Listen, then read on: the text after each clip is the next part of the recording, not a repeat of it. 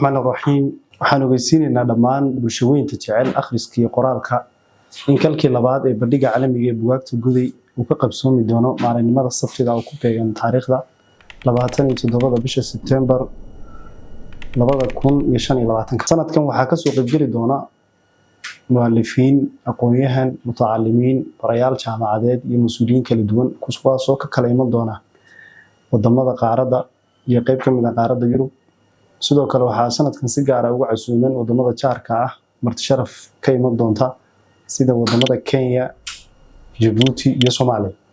halku dhiga sanadkani waxa uu noqon doonaa hiddo iyo hal-abuur. hiddo oo ah caadooyinkii, dhaqankii, sooyaalkii iyo aragtiyihii bulsheed oo hore, iyo hal-abuur oo ah urinta wax cusub iyo fikrado.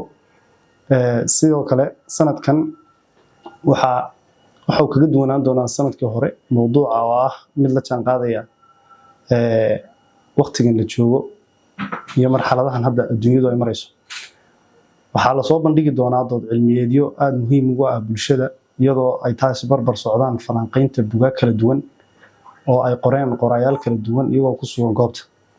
ujeedada guud ee bandhigani waxa weeyaan waa kor u qaadista wacyiga iyo garaadka bulshada. waxaan halkan fariin uga dirayaa shacabweynaha ku dhaqan magaalada Guday iyo dhammaan nawaaxiga gobolka Shabeelle inay gacmo furan ku soo dhaweeyaan marti sharafta iman doonta, iyagoo soo xaadiri doona isla markaana ka qayb gali doona dood cilmiyeedyadaas iyo falanqaynta buugaagta kala duwan, iyadoo ay la kulmi doonaan qorayaal inooga yimid geeska iyo wadamada jaarka ah iyo sidoo kale deegaanka Soomaalida. waxaan mar labaad iyo mar saddexaad baan ku soo dhaweynaynaa gacmo furan. soo dhawaada marti sharafta, aad iyo aad baad mahadsantihiin.